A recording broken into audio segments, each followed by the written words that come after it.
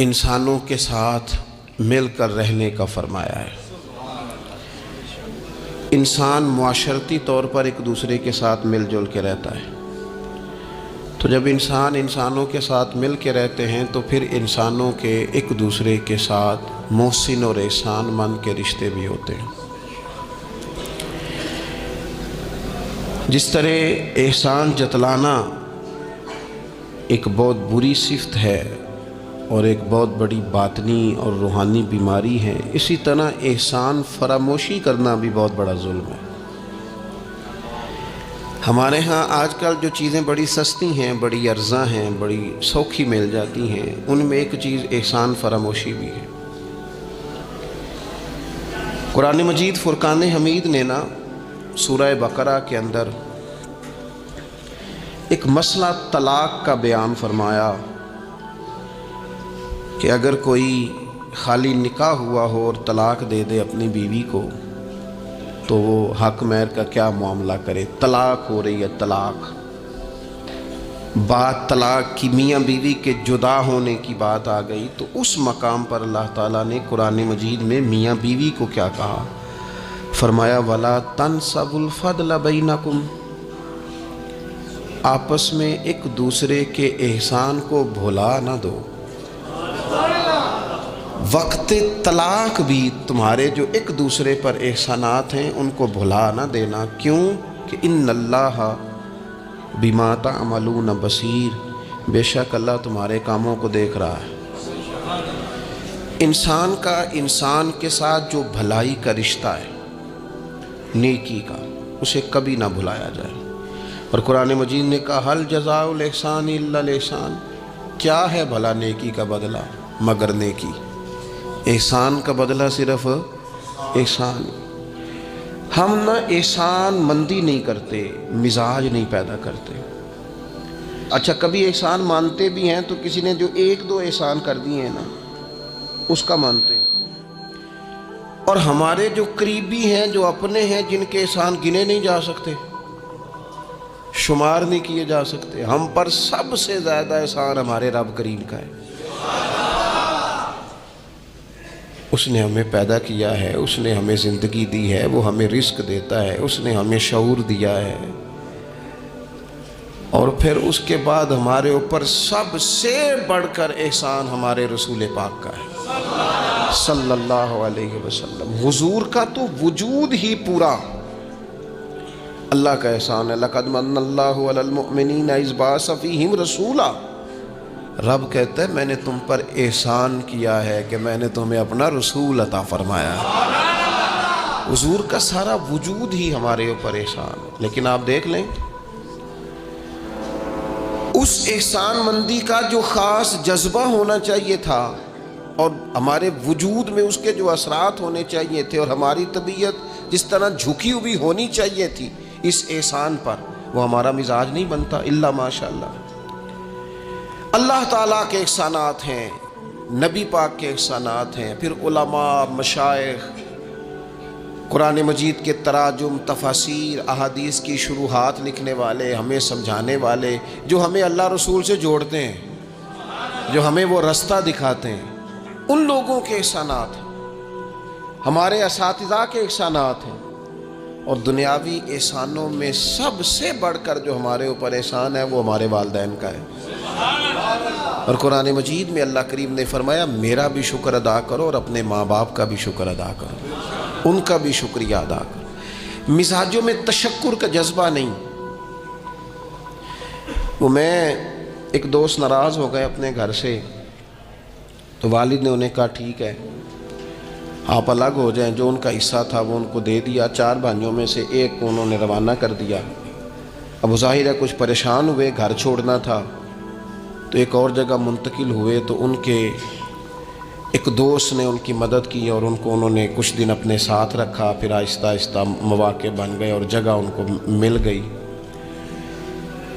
تو وہ میرے ساتھ گفتگو کر رہے تھے، تو ہم جو سادہ لوگ ہوتے ہیں، دیسی دیہاتی، وہ ہم ایک بات ہی پکڑ لیتے ہیں ساری زندگی، اور تصویر کا دوسرا رخ دیکھنے کو تیار نہیں ہوتے۔ کہنے لگے جی یہ میرا محسن ہے، اس نے اتنے دن مجھے گھر رکھا، کوئی 20-25 دن اس نے مجھے اپنے گھر رکھا، پھر اس نے میرے ساتھ تعاون کیا، پھر کاروبار چلانے میں میری مدد کی، پھر مجھے مکان لے کے دیا۔ 1-2 سال تک اس طرح اس نے مجھے سپورٹ کیا کہ میں ٹانگوں پہ کھڑا ہو گیا۔ اماں ابا نے تو مجھے نکال دیا تھا، اور ان کی وہ شکوے بھی بیان کرنے لگا، شکایتیں بھی کرنے لگا۔ تو میں نے اسے کہا کمال ہے نا، جس نے 20 دن گھر میں رکھا وہ محسن ہے، اور جس ماں نے 9 مہینے پیٹ میں رکھا اس کے بارے میں تیرا رویہ ہی بدل گیا ہے۔ آپ غور کریں گے اور سمجھیں گے اس بات کو کہ 9 ماں نے پیٹ میں رکھا، اور کیا دکھ سہے، کیا تکلیف ہے۔ اور میں نے کہا اس نے 2 سال سپورٹ کی ہے، اور یہ تو تیرا محسن ہے۔ اور جس باپ نے اتنی سپورٹ کی کہ تیرے 3 بچے بھی ہو گئے، تو وہ بس 1-2 منٹ میں تو وہ چپ کر گیا۔ میں نے کہا تمہیں یہ سپورٹ نظر نہیں آئی؟ ہم جو پیر صاحب تک پہنچے، ہم جو استاد صاحب تک پہنچے، ہم جو دوستوں تک پہنچے، ہم جو رشتہ داروں تک پہنچے، ہم جو اولاد تک پہنچے، ہم جو سسرال تک پہنچے، ہم جہاں بھی پہنچے، اس پہنچنے میں پہلا کردار ہمارے ماں باپ کا ہے۔ یہ پہلی درسگاہ ہے۔ میرے والد صاحب اپنا نام نہیں لکھنا جانتے تھے، میری اماں اپنا نام نہیں لکھ سکتی تھی، لیکن میں اپنے دوستوں سے کہتا ہوں کبھی مجھے موقع ملے تو 2 جلدوں میں کتاب لکھوں گا اپنے ماں باپ۔ میری والدہ کے بارے میں کوئی مجھ سے پوچھے کہ آپ کی اماں کیا ہے، تو میں کہوں گا میری اماں میرے لیے یونیورسٹی ہے، میری اماں میرے لیے اتھارٹی ہے، اس لیے کہ اس گود کے اندر بیٹھ کے جو سیکھا ہے وہ کہیں اور سیکھنے کو نہیں ملا۔ میرے والد صاحب میرے لیے اسکول آف تھاٹ ہیں، میری سوچوں پر پہلا اثر ان کا ہے۔ ہم نا مطلب وہ نئے نئے رنگ، نئے نئے انداز، نئی نئی چیزیں دیکھ کر پیچھے ہم ہر چیز بھولتے جاتے ہیں، اور نوے نوے نہ یار بنائیے۔ میں نہیں جی اگوں آکھنا، اس لیے کہ میرا میاں صاحب سے یہ شکوہ ہے کہ تسی کمینہ ہی آکھ چھڑے ہے۔ یہ تو ثقیل لفظ ہے، صوفیاء ثقیل جملے استعمال نہیں کرتے، تو ثقیل ہے لفظ۔ یعنی آج کل بھی کسی کو کمینہ کہنا بڑا مشکل کام ہے نا، بندہ نالائق کہہ دے، بیوقوف کہہ دے، تھوڑا سا نا لفظ قابو میں ہے، لیکن کمینہ کہنا۔ لیکن میاں صاحب کہتے ہیں نوے نوے نہ یار بنائیے ایویں وانگ۔ او بھائی تھوڑا سا نا اپنے ماں باپ کے لیے بازو بچھے ہوئے ہوں، محبت ہوئی ہو، اور یار میرے رسول پاک کریم محبوب علیہ السلام، معصوم آمنہ صلی اللہ تعالی علیہ وسلم، نبی پاک علیہ السلام نے نا فرمایا جس نے لوگوں کا شکریہ ادا نہیں نہ کیا اس نے اللہ کا بھی کوئی نہیں کیا۔ اگر تو کسی کا احسان مند ہی نہیں، اگر تو کسی کا مشکور ہی نہیں، تو اللہ کا کیا شکر ادا کرے؟ حضور نے فرمایا جب کوئی تمہارے ساتھ نیکی کرے تو بہترین بدلہ دینے کی کوشش کرو۔ وہ بابا بلے شاہ صاحب نے نا کتے کی وفاداری کا بیان فرمایا ہے، اور بڑی سمجھنے والی بات ہے۔ بابا صاحب کہتے ہیں کہ کتا جو ہے نا اس کے ہم مالک ہیں، تو ہمارا بھی تو کوئی مالک ہے نا۔ فرماتے ہیں ایک روٹی کتے کو ڈالتے ہیں، دوسری مانگے تو کئی دفعہ لوگ جوتا بھی مار دیتے ہیں، لیکن خود مالک جو ہے کتے کا وہ پنکھے کے نیچے، اے سی کے نیچے سویا ہے، اور کتا جا کے صبح کسی درخت کے نیچے سوتا ہے، اور ساری رات مالک سویا ہوا ہے، یہ پہرے داری کر رہا ہے، اور کسی کو بھی اس کے گھر میں آنے نہیں دے رہا۔ کہتے ہیں تو کتے کا مالک ہے تو تیرا بھی تو کوئی مالک ہے نا۔ تو راتی جاگے تے شیخ صداویں، راتی تے جاگ دے کتے تیتھوں اتے، مالک دا در مول نہ چھڑ دے۔ وہ 4 سال بیماری آ جائے تو لوگ معاذ اللہ کے شکوے کرتے ہیں، اور تو جوتے مارتا ہے تو تیرا جانور تیرے گھر سے جانے کو تیار، لوگ بوری میں ڈال کے بند کر کے چھوڑ آتے ہیں، اسے پتہ ہے مالک چھوڑ گیا ہے، لیکن گھر آنے سے پہلے بلی پھر آ جاتی۔ راتی جاگیں تو شیخ صداویں، راتی جاگ دے کتے تیتھوں اتے، مالک دا در مول نہ چھڑ دے۔ پاویں مارو 100 جتے، ایک برکی دا قدر پچھانن، پاویں مالک ہوں ون ستے۔ اے تیتھوں اتے رکھا سکھا کھا، دنے جا رکھاں وچ ستے، تیتھوں اتے اٹھ بلیا چل یار منا لے، نہیں تے پھر بازی لے گئے نہیں کتے۔ اٹھ بلیا چل یار منا لے، نہیں تے بازی لے گئے۔ جنہ تنام وچ عشق نہ رچیا، کتے اونا تھی چنگے، اور ویکھو نا مالک دے کر راکھی کر دے صابر بھوکے ننگے. اپنی زندگی میں کچھ مزاج شکر والا. نبی پاک علیہ السلام نے فرمایا جو تم سے نیکی کرے اسے اچھا بدلہ دینے کی کوشش کرو. اور حضور فرمانے لگے اگر بدلہ دینے کی طاقت نہ ہو تو پھر اس کے لیے دعا کرو, اور اتنی کرو اتنی کرو اتنی کرو محسن کے لیے دعا کہ تمہیں یوں لگے کہ تم نے حق ادا کر دیا ہے. پھر اس کے لیے دعا کرو, اپنے محسنوں کا شکریہ. اور یارو میرے نبی پر کوئی احسان نہیں کر سکتا, لیکن میرے رسول پاک صلی اللہ علیہ وسلم سے جس نے تھوڑی سی بھی محبت کی نا, مدینے والے لینے گئے میرے نبی پاک کو ہجرت سے پہلے, تو حضور کے چچا حضرت عباس رضی اللہ تعالیٰ عنہ حالانکہ ابھی کلمہ نہیں پڑھتے تھے, وہ کہنے لگے او مدینے سے لینے آنے والوں, نبی پاک یہاں بڑے معزز ہیں, ان کا بڑا اعزاز ہے, اگر تم محبوب کی حفاظت کر سکتے ہو تو پھر لے کے جانا. تو اہل مدینہ نے کہا کہ آپ ایک دفعہ بھیجیں تو صحیح, ہم تو اپنے اہل خانہ سے بڑھ کر حفاظت کریں گے. یہ باتیں ہو رہی ہیں. ایک انصاری تھے حضرت ابو الحیثم, اٹھ کے نا حضور کے قریب گئے, کہنے لگے یا رسول اللہ ایک بات کر لوں. حضور نے فرمایا کر لو. عرض کی حضور ہمارے جن جن سے بھی تعلقات ہیں ہم سب سے بگاڑ لیں گے.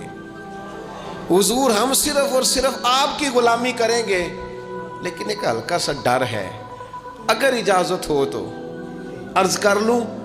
حضور نے فرمایا کرو. عرض کرنے لگے یا رسول اللہ کل کو اگر آپ کو غلبہ ملے اور اللہ کے فضل سے ملے گا تو پھر ایسا نہ ہو کہ آپ اپنی قوم کی طرف لوٹ آئیں تو پھر ہم سے یہ فراق یہ بچھوڑا سا نہیں جائے گا. حضور پھر آپ واپس تو نہیں آئیں گے. تو حضور نے ان کی بات سنی تو حضور مسکرا پڑے, فرمایا مدینے والوں سنو, کبھی نہ بھولنا میں تم میں سے ہوں اور تم مجھ میں سے ہو. چھوڑ کے کیوں؟ ہمارے ایک بزرگ سے کسی نے کہا تھا او تم لوگ مدینے زیادہ رہتے ہو, حالانکہ نبی پاک نے تو مکے میں زیادہ وقت گزارا ہے. 63 سالہ عمر مبارک میں سے 53 سال مکے میں گزارے, مدینہ طیبہ میں تو صرف 10 سال گزارے اور تم ہر وقت مدینہ کرتے ہو. وہ کہنے لگے جا کے اپنا کیلکولیٹر ٹھیک کر, تیرا یہ فلسفہ بھی ٹھیک نہیں. نبی پاک نے مکے میں 53 سال گزارے ہیں اور مدینے میں قیامت تک کے لیے ڈیرا لگایا ہے. جا کے کیلکولیشن ٹھیک کر. حضور نے فرمایا رہنا بھی یہاں ہے, دفن بھی یہاں ہونا ہے, قیامت میں اٹھوں گا تو میری قبر بھی مدینے سے کھلے گی. مدینے والوں نے نا ایک دفعہ پھر ایک موقع آیا, مکہ فتح ہو گیا, تو فتح مکہ کے بعد نا ایک جنگ تھی, اس جنگ میں نا کچھ مال غنیمت آیا. تو نبی پاک علیہ السلام نے وہ مال غنیمت, یہ ایک مؤلفۃ القلوب قرآن پاک کی اصطلاح ہے, تالیف قلب کے لیے مال دینا. تو مکے کے لوگ مسلمان زیادہ ہوئے تھے, نئے ہوئے تھے, حضور نے مال زیادہ دیا, صحیح حدیث میں موجود ہے, زیادہ مال ذرا محبوب نے ان لوگوں کو دیا. تو ایک دو نوجوان انصار مدینہ میں سے کہنے لگے ابھی تو ہماری تلواروں سے اہل قریش کا خون ٹپک رہا ہے اور مال انہیں زیادہ مل گیا. تو حضور نے ایک خیمے میں اہل مدینہ کو جمع فرمایا تم نے یہ بات کی ہے؟ سچ بولنے والے لوگ تھے. عرض کی حضور ایک دو جوانوں کے منہ سے نکلی ہے. تو نبی پاک علیہ السلام نے فرمایا تم یہ کہہ سکتے ہو کہ یا رسول اللہ ان لوگوں نے تو آپ کو تکلیف دی تھی, ہم نے غلامی کی تھی. تم اگر کہو تو تم سچے ہو اس بات میں کہ یا رسول اللہ انہوں نے تو آپ کو نکلنے پہ مجبور کیا, ہم تھے جنہوں نے بازو کھول کے کہو تم یہ بات. تڑپ گئے اہل مدینہ. عرض کی حضور نہیں, ہم تو اندھیروں میں تھے, آپ کی برکت سے اللہ نے ہدایت کا نور عطا کیا. یا رسول اللہ صلی اللہ تعالی علیہ وسلم آپ کے ذریعے اللہ نے ہمیں اپنی پہچان عطا کی, قرآن عطا فرمایا, یہ ساری نعمتیں آپ کے صدقے ملی. پتہ ہے حضور نے اہل مدینہ کی وفاؤں کا کس طرح ذکر فرمایا مدینے والوں اگر ہجرت کا موقع نہ ہوتا, رب نے ہجرت نہ رکھی ہوتی تو میں تو انصار مدینہ میں سے ہوتا. اور حضور فرمانے لگے اگر لوگ چلیں مختلف وادیوں میں تو مدینے والوں جس وادی میں تم چلو گے میں بھی اسی وادی میں چلوں گا. اور حضور نے فرمایا میرے مدینے والوں سے, انصار مدینہ سے صرف مومن ہی محبت کرے گا, اور ان سے جو بغض رکھے گا وہ منافق ہوگا, کیونکہ ان کی وفاؤں کا صلہ ہے کہ رسول پاک نے انہیں عزتیں عطا فرمائی. تھوڑا سا اپنی زندگی میں احسان مندی کا مزاج ہمارے ہاں نا خود غرضی کو باقاعدہ رواج دیا گیا، اور بڑے بڑے غلط جملے جو اخلاقاً اپنی زبان سے ادا بھی نہیں کیے جا سکتے، میں تو جی کام نکالنے کے لیے کسی کو بھی باپ بنا لیتا، معاذ اللہ۔ مسلمان تو اس طرح کی بات نہیں کر سکتا۔ یہ خود غرضی، یہ لالچ، یہ وقتی طور پر کسی شخص کو استعمال کرنا، ٹیشو پیپر بنانا، یہ اہل ایمان کا تو طریقہ ہی نہیں۔ وہ تو یاد رکھتے ہیں ہر ایک کا احسان، وہ تو کسی نے محبت کی ہو تو اس کا خیال رکھتے ہیں، وہ تو ان چیزوں کو سمجھ۔ حضرت جعفر طیار نے کہاں شہادت دی تھی؟ جنگ موتا میں، اور حق تھا اہل ایمان کا کہ وہ شہادت پیش کرتے، لیکن دین کے لیے گئے نا، حضور علیہ الصلوۃ والسلام کے فرمان پر گئے تو محبوب نے ان چیزوں کو یاد رکھا۔ جب ان کی شہادت کی خبر آئی تو حضور خود حضرت جعفر طیار کے گھر گئے، ان کے بچوں کو سینے سے لگایا، 3 دن تک حضور کے گھر سے کھانا پک کے آتا رہا۔ اور حضرت جعفر طیار کے بیٹے کہتے ہیں میرے لیے نبی پاک نے دعا کی تھی برکت کی، تو فرماتے ہیں زندگی میں کوئی ایسا سودا مجھے ملا ہی نہیں جس میں اللہ نے ڈھیروں نفع نہ عطا فرمایا ہو۔ لیکن ان کی اہلیہ حضرت جعفر طیار کی گھر والی رو پڑی، عرض کی یا رسول اللہ صلی اللہ تعالی علیہ وسلم اب میرے بچوں کا کیا بنے گا؟ والد کا سایہ اٹھ گیا، لیکن اسلام کسی کا حق نہیں رکھتا۔ کوئی مخلص ہو کر دین کے ساتھ چلے اور پھر اس شخص کا حق رکھا جائے، اس کی قدردانی نہ ہو، اس کو نوازا نہ جائے۔ من عمل صالحا من ذکر او انثى وهو مؤمن فلنحيينه حیاتا طیبہ۔ اللہ فرماتے ہیں جو بھی ایمان لانے کے بعد نیک اعمال کرے، چاہے مرد ہو چاہے عورت ہو مومن، فلنحيينه حیاتا طیبہ، ہم اسے پاکیزہ زندگی عطا فرمائیں گے، اسے اعزازات سے نوازا جائے گا، حیات طیبہ ملے گی۔ حضرت جعفر طیار رضی اللہ تعالیٰ عنہ کی اہلیہ اور میرے بچوں کا کیا بنے گا؟ والد چلا گیا۔ بڑے مسائل ہوتے ہیں زندگی میں، ہم نے دیکھا ہے والد کے جانے کے بعد کس طرح کی آزمائشوں سے لوگوں کو گزرنا پڑتا ہے۔ شروع میں لوگ آ کے کہتے ہیں ہم تمہارے ساتھ ہیں، پھر لوگ کہتے ہیں کوئی ایسے تو نہیں نا ابا چلا گیا، بڑا کچھ دے کے گیا ہوگا، اور پھر یہ نکمے کیوں ہیں، یہ کام کیوں نہیں کرتے؟ پھر وہی لہجے تھوڑے ہی عرصے کے بعد تبدیل ہو جاتے ہیں، انداز بدل جاتا ہے۔ لیکن جناب جعفر طیار کی اہلیہ جب رو رہی تھیں، آنسو بہا رہی تھیں، تو میرے محبوب نے بھی ایک وعدہ کیا۔ حضور نے کہا اگر ان کے باپ نے دین کے ساتھ نیکی کی ہے، خدمات پیش کی ہیں، تو پھر اسلام کسی کا حق تھوڑی رکھتا ہے۔ نبی کریم صلی اللہ تعالی علیہ وآلہ وسلم نے فرمایا تو پریشان نہ ہو، انا ولیہم فی الدنیا والآخرہ، فرمایا میں دنیا میں بھی ان کا وارث بنوں گا، میں قیامت میں بھی ان کا وارث بنوں گا، میں والی ہوں، میں سرپرست ہوں ان کا دنیا اور آخرت میں۔ میرے دوستو اپنی مزاجوں میں تھوڑا سا نا پلٹ کے دیکھا جائے، محسنین پر غور کیا جائے، کتنے لوگ تھے انہوں نے ہمیں سہارا دیا، کتنے لوگ تھے زندگی کے موڑ پر کس طرح کر کے انہوں نے ہمارے ساتھ شفقتیں کی۔ میں نے تو کالج میں دیکھا ہے کہ جن کو بالکل دنیا دار نوجوان کہا جاتا ہے اور کوئی دینی تعارف اور دینی وفاداری نہیں رکھتے، وہ بھی ایک دوسرے کی فیسیں دے رہے ہوتے ہیں، وہ بھی ایک دوسرے کو کہہ رہے ہوتے ہیں چل یار سیر پہ جانا ہے چلتے ہیں، لیکن کسی کی نیکی کو یاد بھی تو رکھا جائے۔ حالات بدلتے ہی عنوان بھی بدل جائے، تھوڑی سی تبدیلی آتے ہی انسان کا مزاج بھی بدل جائے۔ یہ احسان مندی کا نہ ہونا، اور اگر کبھی ہونا بھی تو وہ جذباتی قسم کی، جیسا میں نے کہا کہ ایک دو احسان کسی نے کیا وہ تو یاد رکھ لیا گیا، دوسری شادی کرنا بالکل جائز ہے، کوئی اس میں دو رائے نہیں، اگر کوئی حق ادا کر سکتا تو کرے، لیکن نبی پاک علیہ السلام نے سیدہ خدیجہ الکبریٰ کی موجودگی میں دوسرا نکاح نہیں کیا۔ اعلیٰ حضرت بریلوی رحمۃ اللہ علیہ حج کے لیے تشریف لے گئے تو وہاں جتنے علماء اس وقت موجود تھے وہ سارے آ کے بیٹھ گئے، حضور ہمیں حدیث پاک پڑھا دیں، ہمیں تفسیر کے اسباق پڑھا دیں، ہم شاگرد بننا چاہتے ہیں، اسناد لے رہے ہیں۔ اب اس زمانے میں لوگ 6 ماہ سال اس سے بھی زیادہ حرم شریف میں رہتے تھے، تو وہاں کچھ لوگوں نے کہا حضور اتنا عرصہ آپ کو یہاں رکنا ہے تو آپ یہاں نکاح کر لیں۔ فرمانے لگے دوسری شادی جائز بھی ہے اور میں اس کی طاقت بھی رکھتا ہوں، لیکن اعلیٰ حضرت فرمانے لگے میری اہلیہ نے نا تکلیفوں میں میرا ساتھ دیا ہے، میں اسے وقت نہیں دے پایا، دین کے کام میں لگا رہا، لیکن اس خاتون نے بڑی نیک نامی کے ساتھ میرے ساتھ زندگی بتائی ہے۔ یہ اعلیٰ حضرت کے لفظ ہے۔ فرمانے لگے میں طاقت بھی رکھتا ہوں، شریعت کی اجازت بھی رکھتا ہوں، لیکن میں دوسری شادی اس لیے نہیں کروں گا کہ میری بیوی کو تکلیف ہوگی۔ لیکن یہاں جناب حالات بدلے نہیں تو عنوان بدلا نہیں۔ میں نے کہا ہے کہ ناجائز نہیں کہہ رہا میں اس کو کسی مقام پر بھی، لیکن کچھ چیزیں ایسی ہیں جس کو آگے بڑھ کر ہم سیرت اور سوانے سے لے سکتے ہیں۔ سیدہ خدیجہ الکبریٰ رضی اللہ تعالیٰ عنہا نے حضور سید عالم علیہ السلام کے ساتھ وہ وقت گزارا تھا جو اسلام پر غربت کا وقت تھا، جو کفار کی اذیتیں برداشت کرنے کا وقت تھا، جس وقت معاذ اللہ کمر مبارک پر اونٹ کی اوجڑیاں رکھی جاتی تھی، راستے میں کانٹے بچھائے جاتے تھے، پتھر برسائے جاتے تھے۔ اس موقع پر سیدہ پاک حضور کی بارگاہ عالی مرتبت میں رہی۔ حضور کی ہر زوجہ کی کیا شان ہے۔ اور پھر سیدہ عائشہ صدیقہ جو محبوبہ ہیں محبوب خدا کی، کیا عظمتیں ہیں۔ پر سیدہ خدیجہ الکبریٰ کا انفرادی انداز ہے۔ حضرت عائشہ صدیقہ کہتی تھی میں نے اس خاتون پر ہمیشہ رشک کیا، بڑے سارے لوگ آتے تھے حضور سے ملنے، لیکن دروازے پر ایک خاتون بولی، جناب حالہ بنت خولت، دروازے پر خاتون بولی، اجازت مانگی السلام علیکم کے بعد میں آ جاؤں؟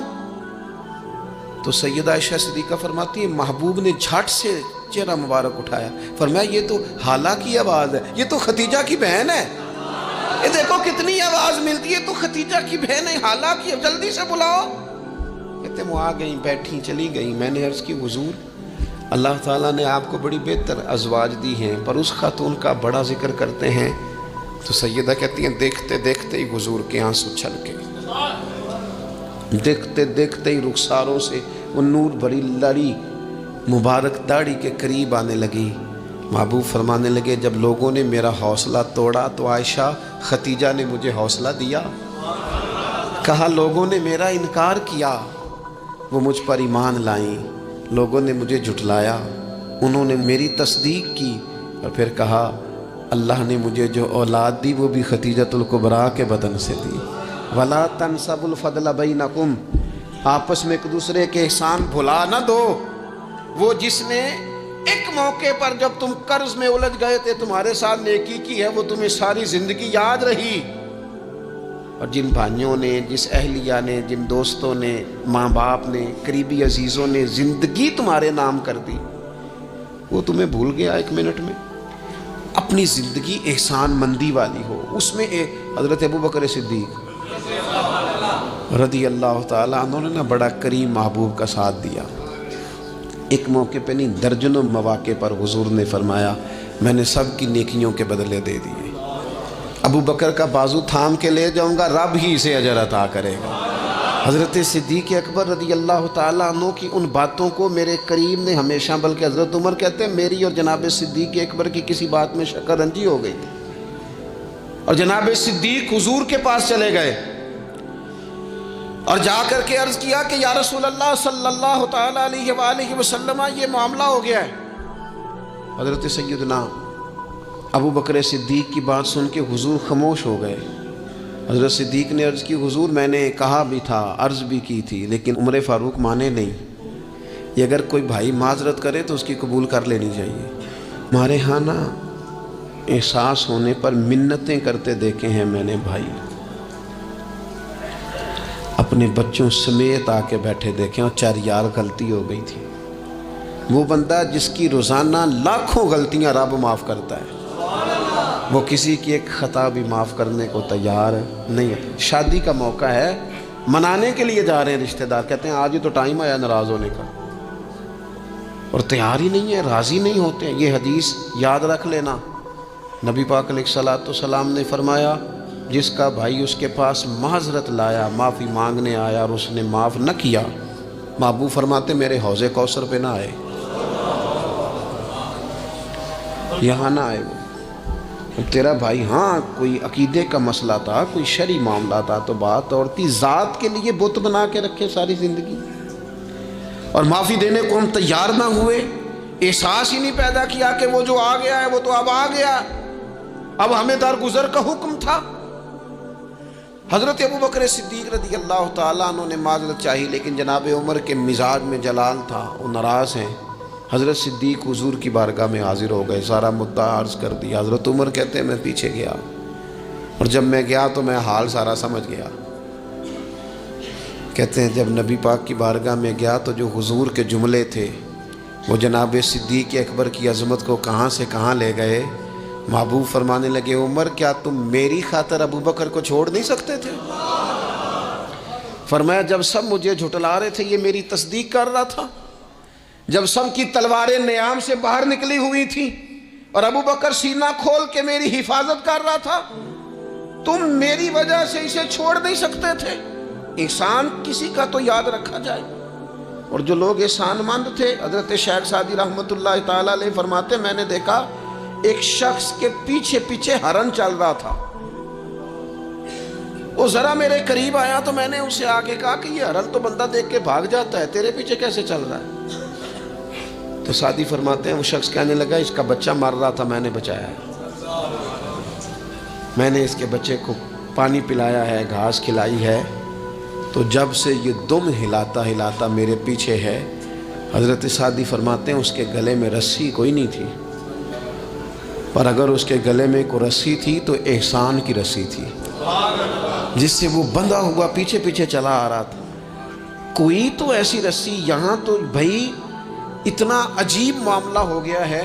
हमारे एक बहुत बड़े बुजुर्ग आलिम हैं, तो एक दिन फरमा रहे थे यार हद हो गई है, जिनको पढ़ाया था लिखाया था वो मुकाबले में आके बैठ गए। हमने शागिर्द बनाए थे कि दुश्मन तैयार किए थे। वो अरबी का एक मुहावरा है ना, जिससे नेकी करो फिर उसके शर से भी बचो। बाज़ तो उसे हज़रत अली का कौल भी कहते हैं। अपनी ज़िंदगी में ये मिजाज कभी ना बनाएं, कभी ना बनाएं, कभी कोई ऐसी तबीयत के अंदर बात ना लाएं। लोग मुख्तलिफ लोगों के बारे में नाम लेके ठट्ठा करते हैं माज़अल्लाह, और बड़ी बड़ी बातें सुनाते हैं। एक खान साहब से मेरी मुलाकात हुई कुछ अर्सा पहले, तो एक इंतहाई गरीब आदमी के घर में मैंने उन्हें ड्यूटी करते देखा। तो मैंने कहा आप यहाँ ड्यूटी करते हैं? कहने लगे ये हमारे साहब बड़े अमीर होते थे, गरीब हो गए, सब छोड़ गए, हालात का तगय्युर बदला। तो मैंने कहा आप क्यों नहीं छोड़ के गए? कहने लगे क्या करूँ, मजबूरी है, नमक खा रहा हूँ, इनके घर का नमक खाया है, अब हालात के तगय्युर असला नाल जे नेकी करिए, वो नस्लां ताक नहीं भूल दे। तो वो मेरे दोस्त कहने लगे मैंने इसे 20 दफ़ा कहा है कि तू चला जा। सब चले गए और मेरे पास गुंजाइश भी नहीं, लेकिन ये कहता है यहीं रोटी खाई है, जब राज के मिलती थी तब भी खाते थे, अब एक मिलती आधी आधी खाएंगे, रहना यहीं पे है। एहसान मंदी का मिजाज, और बिलखुसूस अपने करीबियों के बारे में, अपने अहले ख़ानदान में से करीबियों के बारे में एहसान मंदी का मिजाज बनाएं। अपनी तबीयत से नाशुक्री, अपनी तबीयत से रिश्तों को तोड़ना, अपने मिजाज से अपने करीबियों के एहसानात को भूल जाना, इससे बाहर आएँ। अपने असातिज़ा के लिए जज्बात पैदा करें। आला हज़रत रहमतुल्लाह अलैह फरमाते उस्ताद बदरजे बाप के हैं, और इस उस्ताद से कौन मुराद है? शेख मुर्शद भी इसी में दाखिल है, जिससे हम तरबियत लेते हैं, जिसकी वजह से अल्लाह हमें कोई खैर नसीब करता है, जिसकी बात से कुछ सीखते हैं, वो भी इसमें दाखिल है। फरमाते इनका हक है। और जो हक वाले थे उन्होंने हक इस तरह समझा कि हज़रत मौला अली शेर खुदा फरमाते हैं मेरा उस्ताद अगर चाहे तो मदीने के चौक में खड़ा करके मुझे बेच दे, मैं बिक जाऊंगा, लेकिन उसके हक से मैं अब पीछे नहीं हटूंगा। 17 रमज़ान मुबारक को जंग बदर हुई। नबी पाक अलैहिस्सलाम ने फरमाया रब करीम ने बदरियों से वादा कर लिया है, जो जो बदर में शरीक हुए अल्लाह ने वादा कर लिया है रब सबको जन्नत अता फरमाएगा। अहले बदर में से कुछ शख्स आता ना तो सहाबा उठ के उसका इस्तकबाल करते।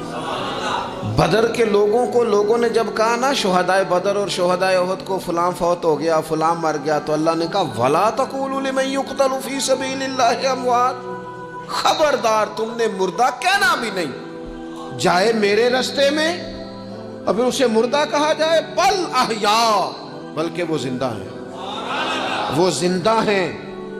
तुम शऊर नहीं रखते उनकी जिंदगी का तो तुमने मुर्दा कह दिया, वो तो जिंदा है। मेरे दोस्त जितने भी लोग इस्लाम में, हज़रत उमर फ़ारूक कहते हैं मैं हज़रत सिद्दीक़ अकबर के पास बैठा था तो एक खातून आ गई, دربار خلافت میں کسی کام سے، تو حضرت سیدنا ابو بکر صدیق نے اپنے کندھوں سے چادر اتاری، اس چادر کو زمین پہ بچھایا، اس بیٹی کو، اس خاتون کو اپنی چادر پہ بٹھایا۔ تو حضرت سیدنا عمر کہتے ہیں میں نے کہا اللہ نے آپ کو اتنی شانوں سے نوازا ہے، انبیاء کے بعد آپ سب سے افضل ہیں، اور آپ اپنی چادر کس کے لیے بچھا رہے ہیں؟ کون ہے آخر یہ خاتون؟ تو حضرت ابو بکر صدیق فرمانے لگے حضرت سعد بن ربیع رضی اللہ تعالیٰ عنہ نے میدان احد میں حضور کے قدموں میں جان قربان کی تھی۔ میں نے کہا ہاں، کہنے لگے یہ اسی سعد بن ربیع کی بیٹی ہے، یہ آج آئی ہے۔ اور ہمارے ملک میں کیا ہوا؟ کبھی پلٹ کے دیکھنا شہداء کے خاندان کس کیفیت میں، کبھی پلٹ کے دیکھنا سرحدوں پہ جان دینے والوں کے بچوں کی کیفیت کیا ہے۔ کبھی کسی تقریب میں بلا لیا جاتا ہے، 2 جملے کہہ دیے جاتے ہیں، کوئی ایک آدھ میڈل بھی دے دیا جاتا ہے، لیکن کبھی پلٹ کے دیکھنا ان کی کیفیات کیا ہیں، ان کا خیال رکھا، ان چیزوں کو غور کیا گیا۔ کسی نے اگر کسی مقام پہ کوئی نیکی کی تو اس نیکی کا اعزاز رکھا گیا۔ میں نے تو اپنی زندگی میں دیکھا ہے، بڑا چھوٹا آدمی ہوں لیکن میں نے دیکھا ہے دین کا کام آپ تھوڑا کرتے ہیں، رب آپ کو اجر اتنا عطا کرتا ہے، اتنا عطا کرتا ہے کہ انسان شرمندگی میں پانی پانی ہوتا جاتا ہے کہ یہ تو بالکل میری اوقات ہی نہیں تھی، یہ تو کیفیات ہی نہیں تھی، یہ اس مسجد کے نقشے کی جب بات چل رہی تھی تو نقشہ منظور کرنے والوں میں سے ایک صاحب نے مجھے کہا اتنی بڑی مسجد بنا رہے ہیں تو وہاں تو آبادی کوئی نہیں، تو اتنی بڑی مسجد بنا رہے ہیں تو لوگ کہاں سے آئیں گے؟ تو میں نے کہا ہمیں تو پہلے بھی نہیں پتا کہاں سے آتے ہیں۔ وہ کہنے لگے نہیں پھر بھی کوئی اندازہ تو ہو۔ میں نے کہا کہ میں چلے مسلمان پر ویسے ہی اعتبار کرنا چاہیے، تو میں تو ویسے ہی پگڑی داڑھی والا ہوں، سچ بتاتا ہوں مجھے نہیں پتا کہاں سے آئیں گے، پر امید ہے کہ آ جائیں گے۔ اب جو آ رہے ہیں وہ مجھے صرف ایک ہی بات کہہ رہے ہیں تہاڈی جگہ تھوڑی ہے، اے جگہ ذرا بتا لو۔ میں نے کہا ذرا ٹھہر جاؤ، جو چیزیں ہو رہی ہیں ان کو ذرا مینج کر لیں۔ دیکھو اللہ تبارک و تعالی، اللہ کا رسول، دین کسی کا قرض نہیں رکھتا۔ ہمارے مخلص ہونے میں دیر ہوتی ہے، ہم اور جلدی شکوہ کرتے ہیں اپنی زبان پہ، اللہ تعالی ہمیں معاف فرمائے۔ بعض اوقات نہ چاہتے ہوئے کچھ ایسی باتیں آ جاتی ہیں جن میں بعد میں شرمندہ ہوتے ہیں، یار یہ جملہ کیوں کہا، دین تو بڑا اعزاز دینے والا۔ اپنے محسنوں کا شکریہ ادا کریں۔ آپ یقین کریں میں نے زندگی میں ایسے اساتذہ دیکھے جن کا مقصود تنخواہ لینا نہیں تھا، پڑھانا تھا، اور انہوں نے جیب سے خرچ دے کے بچوں کو پڑھایا، دل لگایا، جد و جہد کی۔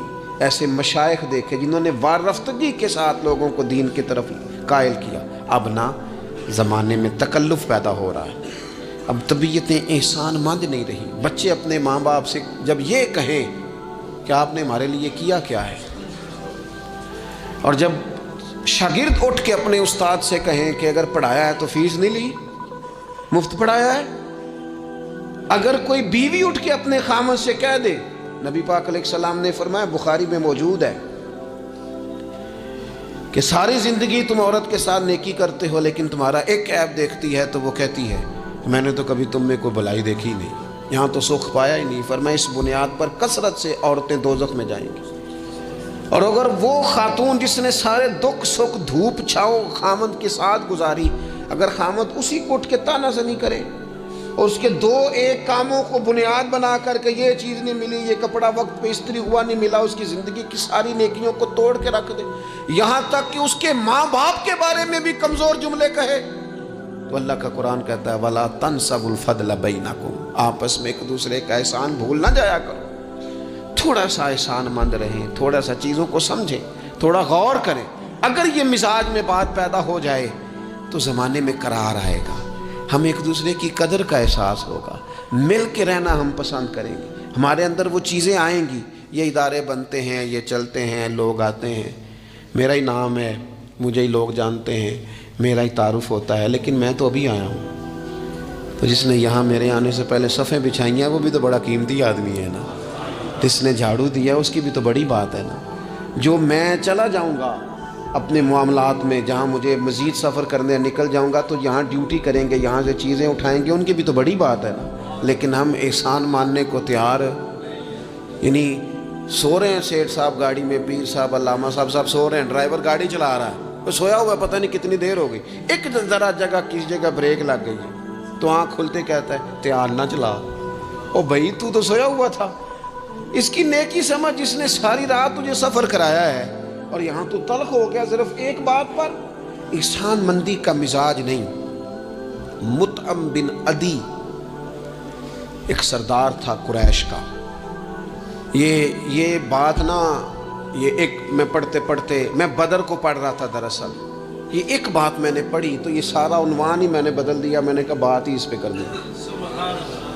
ایک شخص کا ذکر آیا بدر میں، مطعم بن عدی کا، کافر ہے، مسلمان نہیں ہوا، بدر میں اس کا ذکر آیا۔ ذرا دیکھیے ذکر کیسے آیا۔ نبی اکرم صلی اللہ تعالیٰ علیہ وسلم جب طائف سے واپس آئے نا، تو جب کوئی شہر سے جاتا تھا واپس آتا تھا تو کسی کی پناہ میں آتا تھا تاکہ پھر کو اسے تکلیف نہ دے، اس دور کا رواج تھا۔ تو نبی پاک علیہ السلام جب واپس آئے تو کئی لوگوں سے بات کی گئی لیکن کوئی بھی آگے نہ بڑھا حضور کی حفاظت کے لیے۔ تو مطعم بن عدی اپنے 6 یا 7 بیٹوں کو لے کر اسلحے سمیت پوری شان و شوکت کے ساتھ نبی پاک کو لے کے آیا، اور پھر حضور نے بیت اللہ شریف میں نماز پڑھی۔ وقت گزر گیا، ایک دور کی بات تھی، ایک بات تھی، وہ دور گزر گیا، اس کے بعد بڑے دور آئے، اللہ نے معراج عطا کی، حضور یہاں آ گئے مدینہ طیبہ میں، یہاں سینکڑوں لوگ مسلمان ہوئے، بدر میں اللہ نے فتح دی۔ جب بدر کے قیدیوں کی بات چل رہی تھی نا، یہ جو لوگ قیدی ہو کے آئے ہیں انہیں کس طرح چھوڑنا ہے، تو بڑے بڑے سردار مکے کے تیار تھے سفارش کے لیے آنے کے لیے کہ ان قیدیوں کو چھوڑ دیا جائے۔ یہاں بھی مشورہ ہو رہا تھا کیا کرنا ہے، قتل کر دیا جائے ان کفار کو، یہ بھی مشورہ تھا، فدیہ لے کے چھوڑ دیا جائے، یہ بھی مشورہ تھا، بہت ساری چیزیں ابھی طے ہونی تھی۔ تو ان ساری باتوں کے بیچ اچانک کیفیت بدلی۔ صحابہ کہتے ہیں باتیں ہوتے ہوتے ایک نیا رخ بات نے اختیار کیا۔ محبوب کریم اچانک فرمانے لگے آج اگر مطعم بن عدی زندہ ہوتا، کیونکہ فوت ہو گیا تھا، کہا آج اگر مطعم بن عدی زندہ ہوتا اور وہ مجھ سے آ کے کہتا ان قیدیوں کو چھوڑ دے، تو حضور فرماتے ہیں میں دیر نہ کرتا، فوراً ہی چھوڑ دیتا، چونکہ مجھے اس کی وہ نیکی یاد ہے، اس نے وہ جو اس وقت میرے ساتھ رویہ رکھا مجھے بھولا نہیں۔ صرف ایک بات آپ کی خدمت میں عرض کرنا چاہتا ہوں کہ اپنی زندگی میں نا وہ انسان بڑا چھوٹا ہوتا ہے جب ماں اسے وقت دیتی ہے، بڑا چھوٹا ہوتا ہے جب باپ اسے وقت دیتا ہے۔ بڑے اساتذہ کے پاس بڑی کتابیں جب بندہ پڑھتا ہے وہ بھی بڑا وقت ہوتا ہے، لیکن جب اسے یہ اچھی طرح پہچان کرانی ہوتی ہے نا کہ یہ الف ہے، یہ با ہے، اور نہیں یہ تا ہے، آنکھیں کھول کے دیکھ، 2 نقطوں والا تا ہوتا ہے، یہ سا ہے، وہ بھی بڑے مشقت والے لوگ ہوتے ہیں، وہ بھی بڑی محنت کرتے ہیں، لیکن کیا کریں بھول جاتے ہیں لوگ، نہیں یاد رہتا۔ وہ جس کی بات سن کے اللہ نے دین کی توفیق دی، اس کی بات سن کے اس طرف مائل ہوئے، پھر ریسرچ کی اور پھر اسی کو ان پڑھ کہنا شروع کر دیا، پھر کہا کہ وہ توجہ تو اس نے دلائی تھی پر یہ بندہ ہی ٹھیک نہیں۔ یہ ہمارے ہاں عجیب ناشکری کا اور احسان فراموشی کا مزاج آیا ہے۔ ہمیں ہمارا دین کہتا ہے آپس میں ایک دوسرے کے احسانوں کو بھلانا نہ، اور نیکی کا بدلہ ہمیشہ نیکی رکھنا۔ حضور نے فرمایا شکریہ ادا نہ کر سکو تو محسن کے لیے دعا ضرور کرنا۔